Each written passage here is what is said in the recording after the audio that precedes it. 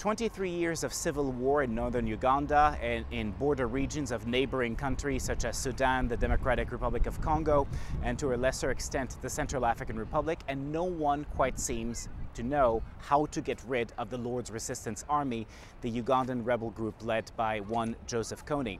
To speak about it with us, we've invited John Elliott from Human Rights Watch.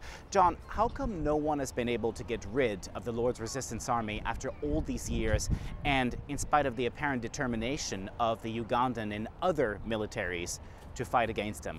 Well, the LRA has a long history of being able to survive in adverse circumstances, and it's grown used to operating in very remote areas. It's currently in a part of the world which is almost inaccessible to regional governments, never mind anybody else. It's in dense jungle, it's in open savanna with basically very dispersed populations.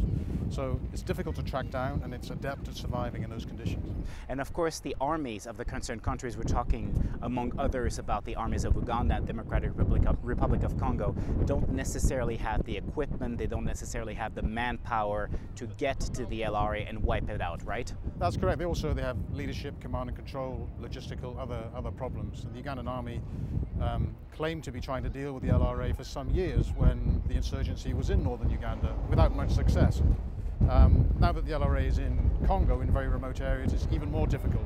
And one has to question whether the Ugandan army will ever have the capacity to be able to deal with the problem at hand.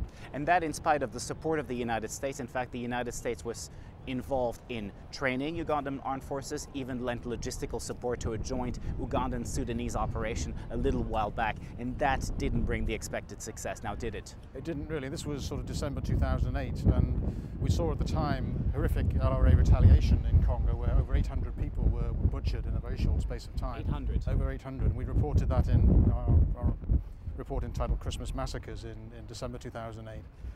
So it's very clear that even when the Ugandan army and the Congolese army are trying to deal with the LRA problem, the LRA still has a capacity to strike back, and civilians in northern Congo are not being protected effectively. Well, in fact, the LRA's misdeeds, the alleged misdeeds, have been well documented for a little while now. Of course, your organization recently came out with a report stating that 321 civilians were massacred in northeast Congo in early December. But where do they get the resources they need to keep fighting? Where do they get their weapons? They don't seem to have any allies on the international stage, but yet they keep on striking. Well, I mean, it was at least 321, probably more. We documented 321 deaths, horrific deaths in Congo in December.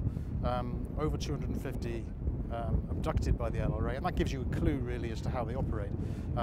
They attack remote communities, defenseless communities often. They don't need guns for that, they need machetes, they need any kind of implement, sticks, and they round up villagers and they steal from villagers and they brutalize them. So these are defenseless populations, you don't need heavy weapons to brutalize them. And it does look as if the LRA is targeting these communities for a range of reasons.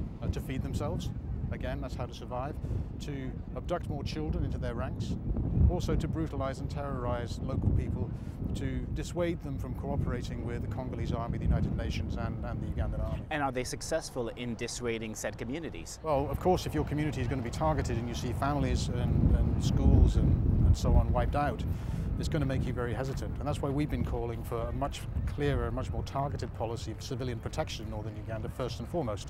If you can't protect the civilian population, the chances are you're not going to be able to deal with the LRA problem.